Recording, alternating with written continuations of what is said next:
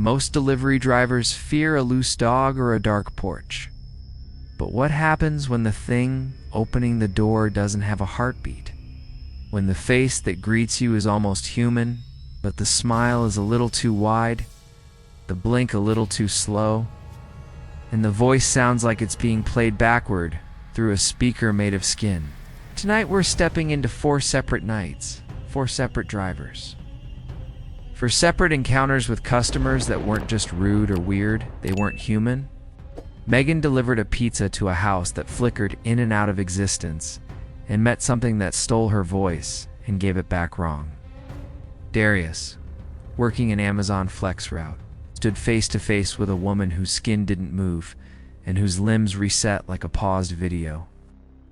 Alejandra accepted a tip from a sweet old lady and then watched those kindly fingers bend the wrong way as the door closed. And Wesley, a courier with a strange package, handed it to a silhouette that breathed and whispered his own worst memory in his ear. These aren't campfire stories. These are first-hand testimonies from people who just wanted to finish their shift and go home, and some of them never clocked out again. So check your doorbell camera, make sure the figure on the porch is actually you, and settle in. The drop-off is just the beginning.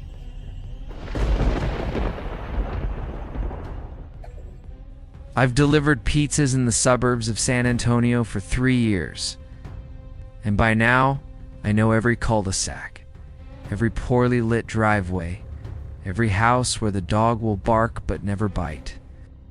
The order on October 16th was just a regular large pepperoni to an address on Live Oak Bend, a street I'd never heard of. But the GPS found it instantly, and I didn't think twice. The neighborhood was one of those half-finished developments, the kind where model homes sit next to empty lots and the streetlights are installed but never turned on. Live Oak Bend curved sharply into a dead end, and at the very tip, obscured by 2 massive live oaks whose branches wove together like interlaced fingers, sat a house that the map swore was there, but that my eyes kept sliding off every time I looked away from the windshield and then back. The house seemed to have shifted a few feet, its roof line dipping at an angle that made my inner ear ache. I pulled into the dirt driveway, killed the engine, and the silence that rushed in was absolute. No crickets, no distant traffic, just the sound of my own breathing. I grabbed the pizza bag and walked toward the porch, and with each step the air grew colder and heavier, a dense pressure that made my ears pop like I was descending an elevator. The front door was already open just a crack, a thin vertical seam of darkness, and I could hear something breathing on the other side. A slow, wet inhale-exhale that was far too deep for any human lung. I knocked, and a voice answered immediately. A perfect copy of my own voice, but with a slight digital warble, like a bad recording of myself played through a broken cell phone.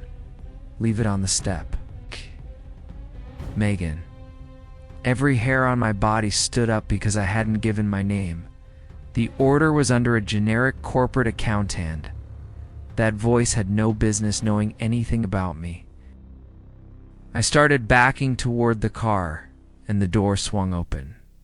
The thing standing there was tall and wrapped in something that looked like a customer's coat, but was actually a thick, pulsing membrane, gray and slick. Its face was an approximation of my own face features, mapped onto a skull that was too narrow, a mouth that smiled without moving, eyes that were just dark pits, reflecting the porch light like camera lenses. I dropped the pizza, and as it hit the ground, the whole house flickered, like a badly rendered video game. And for one frame of reality, the house wasn't a house at all. It was a hollowed-out mound of something organic, like the inside of a throat, with the door a gullet and the windows wet with fluid. The thing tilted its head, my head and said in my own voice, "You can come inside. It's warm." I ran. I drove until the GPS lost signal and rerouted me to an empty field where Live Oak Bend should have been. There was no house, no street, no oak trees, just scrub grass and a no trespassing sign. The pizza bag was gone, and so was the receipt. I quit that night, and I still have nightmares where I'm standing on that porch. And the door opens wider, and my own voice keeps asking me to come inside and stay. The worst part is, sometimes when I'm half asleep, I hear myself answer.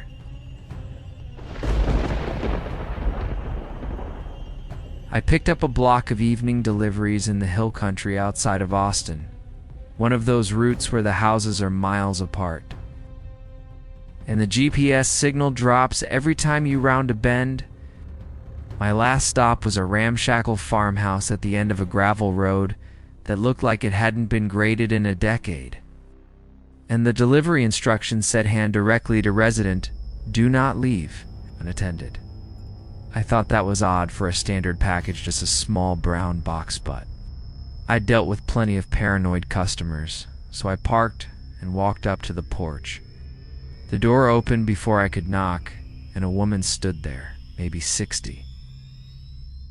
Wearing a floral dress and a smile that was too still, like a photograph cut out and pasted onto a three-dimensional form.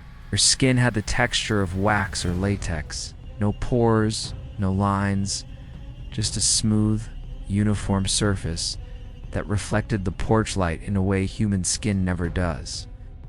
And her eyes didn't track me. They locked onto my face the instant the door moved and never shifted, never blinked, just a fixed, glassy stare that made my stomach drop. She extended her arm for the package, but the movement was wrong. Her shoulder rose first.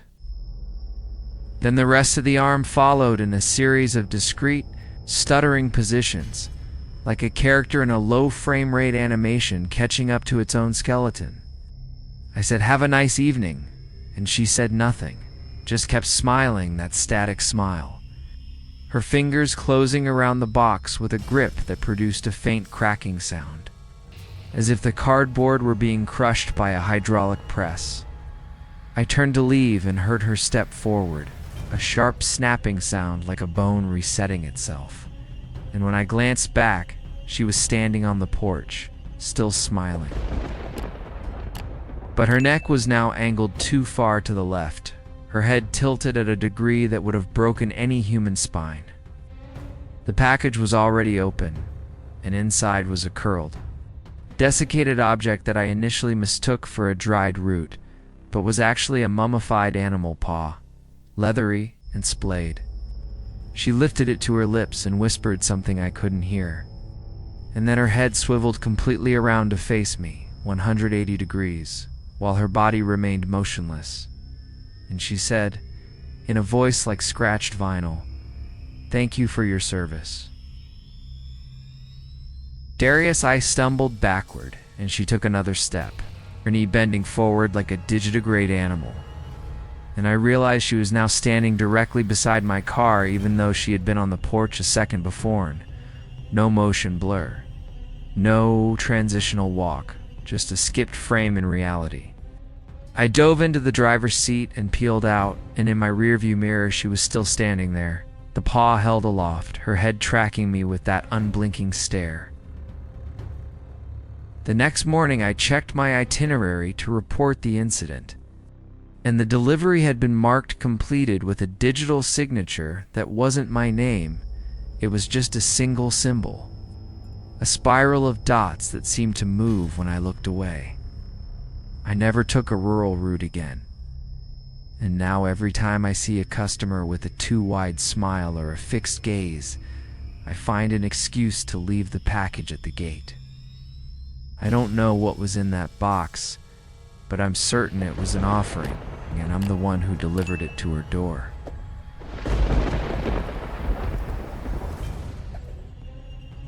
I got an order for 2 large meatloaf dinners from a diner on the south side of Waco. Destined for a residential address, I didn't recognize a house tucked behind the old Cotton Gin, a place locals called the Holler. The pay was decent, and the night was young, so I drove out past the flood basin and found the house at the end of a long, unpaved lane, flanked by pecan trees whose branches hung so low they scraped the roof of my car. The house was a faded Victorian with a wraparound porch and a screen door that hung slightly crooked. But the inside lights were warm and inviting, and a tiny gray-haired woman opened the screen before I could knock. She looked like anyone's grandmother's soft cheeks, a knit shawl, bifocals perched on her nose, and she smiled and said, "Oh, come in, dear. My purse is just on the table." I should have said no. Every instinct I had was telling me to stay on the porch, but the logic of politeness overrode my gut, and I stepped inside. The hallway stretched much farther than the exterior footprint of the house allowed. A long, dim corridor lined with doors that were all slightly ajar, and the air smelled of powdered sugar and something underneath it, a metallic, almost coppery temps. The grandmother walked ahead of me with a shuffling gait, and I noticed her feet were bare, and her ankles, they bent outward, the joint articulating sideways like a goat's hind leg, the bones pushing against the skin in a pattern that made my gorge rise. I tried to stop, but my body kept moving forward, and I realized I was following her against my will, as if a gentle but insistent pressure was nudging me from behind. We reached a sitting room where a man was seated on a floral sofa, her husband. She called him, and he didn't move, didn't breathe, just sat with his hands folded and a smile identical to hers, his skin the same waxy texture, his eyes open but unseeing. The grandmother turned to me and held out a $5 bill, but her arm extended too far, the elbow cracked and popped and bent fully backward. Her hand now presented palm up at a 90-degree angle that no human arm should achieve, her smile never wavering. I grabbed the money and bolted down the hallway, which seemed to contract and expand around me like an esophagus, the doors slamming shut one after another as I passed, and I burst through the screen door onto the porch. Gasping, screen door slapped shut behind me, and I looked back. The house was dark now, the lights off, the glass panes reflecting only the moon. I drove home and sat in my bathtub until sunrise, and when I finally checked my wallet, the $5 bill was there. But it wasn't currency, it was a piece of paper, yellowed and brittle, printed with a crude engraving of a door cracked open and a single word written beneath in shaky cursive. Return. I didn't report the incident, I just avoided the holler. And for months afterward, I would feel that same gentle pressure on my back whenever I passed a screen door at night, a whisper of an invitation. The grandmother's voice saying, "You're always welcome, dear," in a tone that promised I had never really left.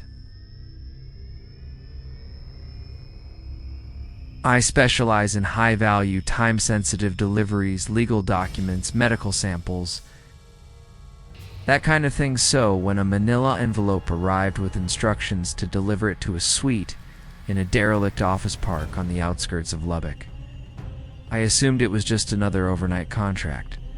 The building was a 4-story concrete box with most of its windows boarded up and a single light flickering in the lobby. And the suite number, 204, corresponded to a door on the second floor that had no signage, no doorbell, just a peephole that glowed with a faint red light. I knocked, and the door swung inward on silent hinges, revealing a room that was entirely dark, except for a single cone of sickly yellow light cast from an unknown source, illuminating nothing but a figure standing at the center. The figure was a silhouette, a 3-dimensional shape made of absolute blackness, light-absorbing and featureless. And it was breathing. I could see the edges of its form ripple with each inhale, subtle expansion and contraction that suggested something organic hiding inside the void. I stammered the delivery line, and the silhouette extended an arm, not a hand. Just a tendril of darkness that solidified into a rough approximation of fingers and, I placed the envelope into its grip.